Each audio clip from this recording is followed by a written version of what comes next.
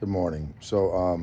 Watching Candace Owens yesterday, and she had a very interesting comments on Trump. And here, take a listen. This is trending right now on X. I have looked into the story, and it seems to be true. I'm making sure I wasn't falling for fake news.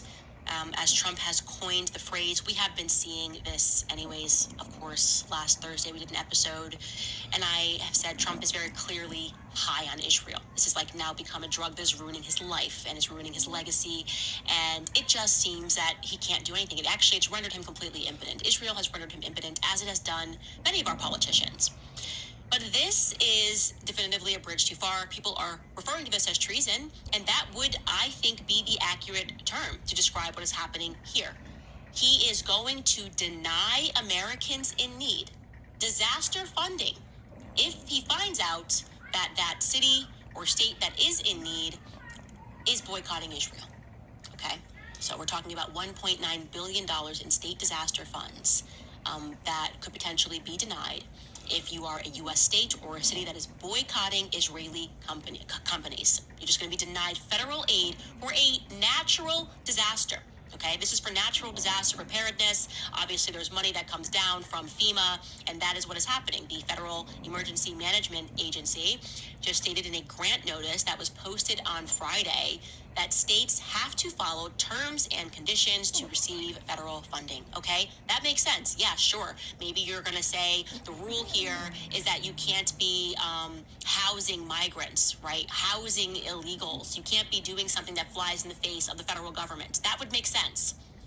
But to say specifically that you can't decide that you're not going to maybe invest in Israeli companies or Israeli technology. This has nothing to do with our company. It's our country. It's an Israeli company. And you might say as a state that we're not going to spend money working with Israel because they're committing a genocide in broad daylight. You might say, actually, morally, we think it is wrong for us to in any way engage with Israel because we are watching them starve children daily. Okay? No one outside of ultra-Zionist psychopaths is denying that that's happening anymore. Even people that took forever to get on board and say it was genocide are now saying, okay, yeah, it looks like they may be committing a genocide and they're just going to take over Gaza and turn it into a beach town. Okay? So Trump is setting this requirement. Trump's administration is setting this requirement. And like I said, it applies to at least $1.9 billion of federal aid that states rely on. Okay, the thing is, I don't think, first of all, he's not going to actually do that. Trump says a lot of shit. And that once, if there's actually a hurricane or a flood or some natural disaster, you're not going to deny FEMA monies to a state or an area of a state because they happen to boycott Israel. That's not going to happen.